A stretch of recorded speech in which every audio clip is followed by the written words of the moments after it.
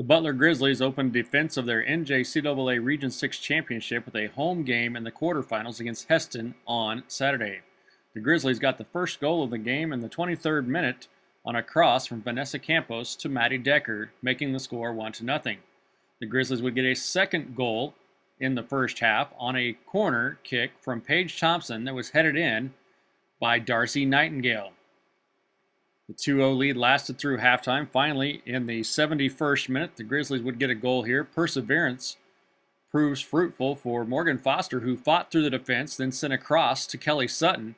As it bounced towards the goal, it was Brittany Lawrence who hammered it into the net to make the score 3-0.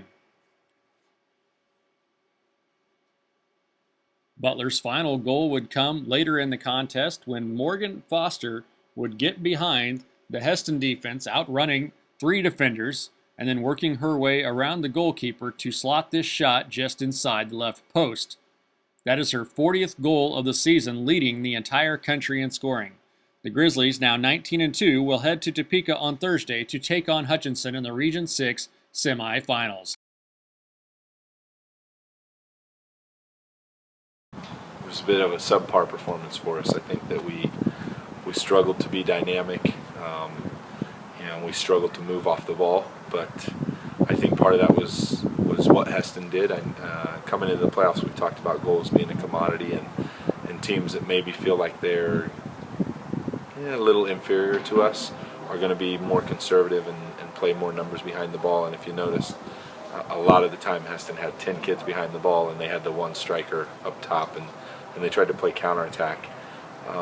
So in that regard, it's difficult because we've got to do a better job of moving off the ball and being more dynamic, but some of that was what Hesston was doing as well.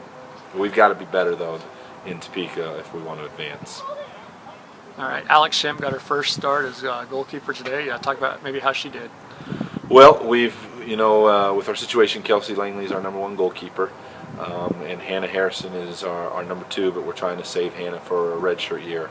And we had a situation arise this morning with Kelsey, and we knew that there could be a time some point this year where Kelsey pick up an injury or maybe something that would hold her out for short term. So we've been training some other field players as goalkeepers the last week or so, and Alex kind of rose to the top of that group, and we needed someone to step in and play goalkeeper this morning in place of Kelsey, and we didn't want that to be Hannah to waste a year of eligibility for her.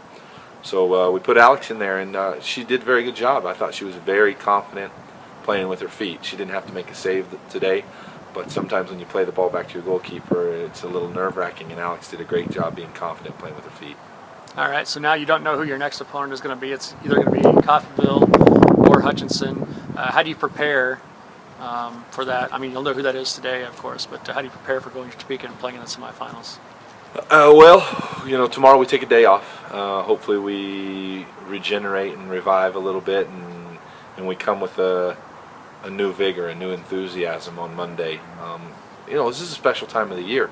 This is it's a new season, but this is the part of the season where I think you can make a lot of memories, and that's kind of what we've told our kids, especially if we can materialize our goal of getting back to Florida.